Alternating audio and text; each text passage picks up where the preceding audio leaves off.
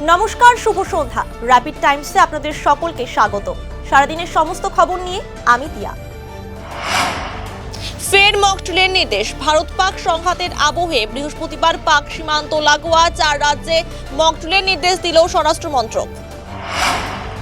একসঙ্গে কাজ করবে স্থল, নৌ এবং বায়ুসেনা। অপারেশন সিঁদুরের সাফল্যের পর ঘোষণা কেন্দ্রের, জারি করা হয়েছে নির্দেশিকা।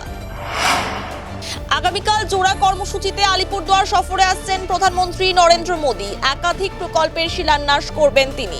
শুরু হয়েছে প্রধানমন্ত্রীর সভার প্রস্তুতি। আগামী 30 মে জারি হবে শিক্ষক নিয়োগের বিজ্ঞপ্তি, ঘোষণা মুখ্যমন্ত্রী মমতা বন্দ্যোপাধ্যায়ের। দেশে উদ্বেগ বাড়াচ্ছে করোনা আক্রান্তের সংখ্যা। কলকাতায় ফের আক্রান্ত 2 জন, চিন্তায় স্বাস্থ্য দপ্তর।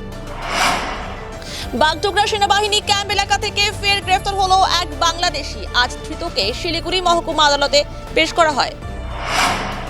বিয়ের প্রতিশ্রুতি দিয়ে যুবতীর সঙ্গে শারীরিক সম্পর্ক স্থাপন এবং লক্ষাধিক টাকা প্রতারণার অভিযোগে এক যুবককে গ্রেফতার করলো আশিঘর ফাঁড়ির পুলিশ।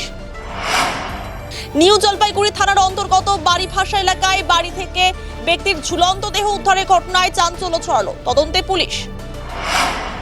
মাটিগাড়ার হিমাচল বিহারে এসডিএ কার্যালয়ের পাশে একটি মাঠে অভিযান চালিয়ে ডাকাতির ছক বানচাল করে 3 দুষ্কৃতীকে গ্রেফতার করলো মাটিগাড়া থানার পুলিশ। আজ ধৃতদের শিলিগুড়ি আদালতে পেশ করা হয়। সর্দারপাড়া থেকে মন্থনী যাওয়ার রাস্তার মাঝে একটি মালবাহী গাড়ি থেকে 5-এর রাগে 8টি মহিষ উদ্ধার করলো বেলাকোবা ফাঁড়ির পুলিশ। ঘটনায় গ্রেফতার একজন।